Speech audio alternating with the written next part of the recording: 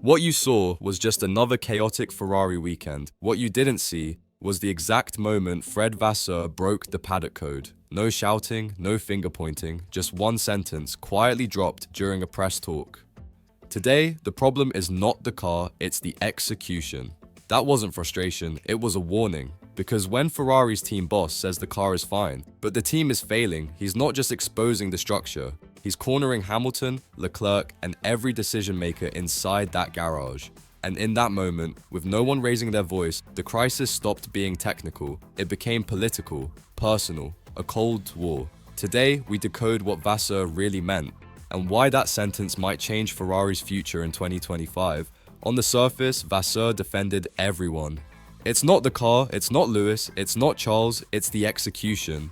But let's be honest, when a team boss says no one's to blame, someone is. And in Ferrari, that kind of phrase isn't a shield, it's a signal. Behind the scenes, Hamilton has been pushing for upgrades. He's been vocal, strategic, and increasingly impatient. His message after Montreal was clear. We need upgrades. Hopefully we can still fight for second. Now Vasseur steps in and shifts the focus from parts to people, from development to decisions, from machines to those driving and setting them up. So the question is, was Vasseur really talking about strategy execution, or was it a quiet pushback on Hamilton's pressure campaign? When leadership starts speaking in code, every word matters. And this one, it landed right in Hamilton's corner of the garage. They keep saying execution, but what they're really hiding is something far deeper. Execution sounds like a neutral word, but inside Ferrari, it's becoming code for blame without names. Every time something goes wrong, it's not the car, it's not the wind tunnel, it's not even strategy, it's execution. Which really means communication breakdowns, mismatched setups, misunderstood tire prep, and invisible frictions behind the curtain. Leclerc says nothing, Hamilton says little, but behind their calm tones, something has changed. Hamilton used to critique the car. Now, he critiques timing, decision-making, planning. That's not a driver asking for help, it's a driver asking for control.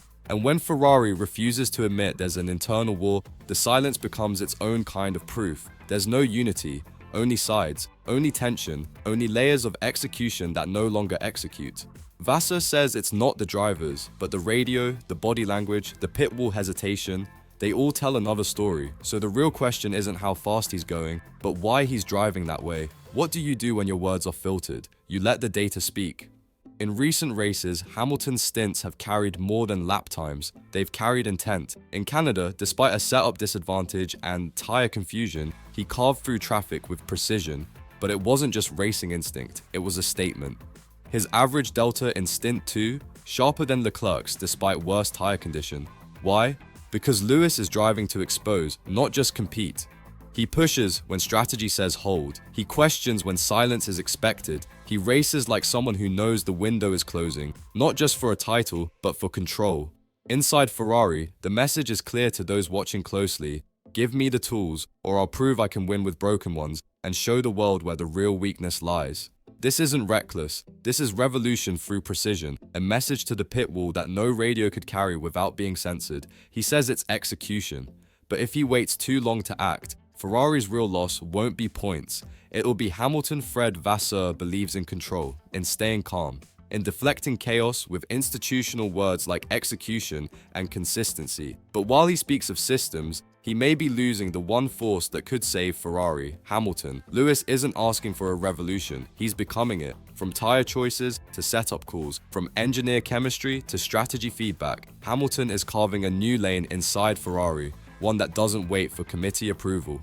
And here lies the real risk. Vasseur's refusal to challenge the system openly may alienate the one driver already willing to carry it through fire. Behind closed doors, engineers are starting to pick sides. Whispers of who listens to whom, who trusts Hamilton's instincts, and who still lives in Leclerc's shadow.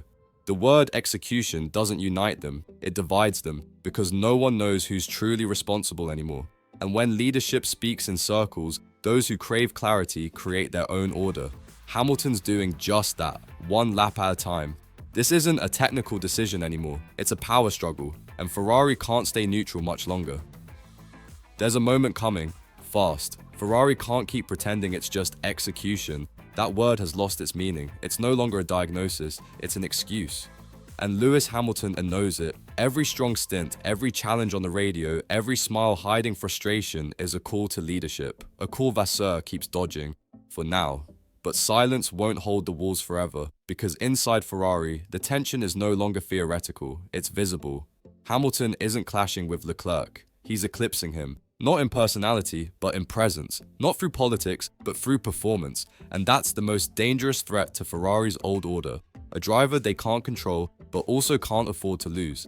Soon, the team will face a decision. Protect the system that has failed under pressure, or back the driver who's willing to tear it down and rebuild it. With or without them, but hesitation has a cost. What if Ferrari wins, but not as Ferrari anymore? That's the risk no one wants to face. Ferrari was never just a team, it was a myth, a symbol, a machine of legacy, but legacy without courage becomes a cage, and Lewis Hamilton is shattering it. He didn't come to Maranello to be part of the story, he came to rewrite it. That's why the tension is deeper than results. It's not about a bad weekend, it's not about a missed podium, it's about two visions of Ferrari colliding, one stuck in execution, afraid to offend the structure, the other demanding clarity, risk, and truth, even if it burns what came before. And every time Vasseur says the car is good, every time the pit wall avoids responsibility, every time Hamilton has to outperform the setup just to survive, the myth cracks a little more. This isn't just Hamilton trying to win in red, it's Hamilton asking Ferrari the hardest question of all. Do you want to be great again, or just respected for what you used to be? Hamilton's already moving. The only question is whether Ferrari will follow or be left behind. Lewis Hamilton didn't come to Ferrari for comfort. He didn't come to adapt. He came to challenge everything, from strategy to silence, from setup sheets to sacred hierarchies. And now, every lap is a confrontation. Every radio message a coded rebellion. Every post-race look a quiet verdict. Vasseur admitted it. It's not the car, it's the execution. But what he didn't say is what execution costs when leadership hesitates, when systems protect themselves instead of their driver, when myth becomes excuse. Hamilton's not just racing, he's building something under the surface, a new power structure, a new voice, a new Ferrari. And here's the truth no headline will print. If Ferrari doesn't let him lead, he'll lead anyway. Not by force, not by title, but by doing what the team refuses to do. Act with clarity, because in the end, Ferrari doesn't need more parts. It needs a new soul. If you believe this battle goes deeper than points, if you believe silence hides truth, subscribe now. The cameras won't show it, but here we decoded it. They'll call it pressure, they'll say it's just one phase, but you saw it. You heard Vasseur admit it. It's not the car. And now, the silence says more than any strategy ever could. Ferrari's house isn't on fire because of speed, it's burning from the inside, from what they refuse to confront. And Hamilton, he's not waiting for permission, he's rewriting the rules, one stint, one stare, one quiet rebellion at a time.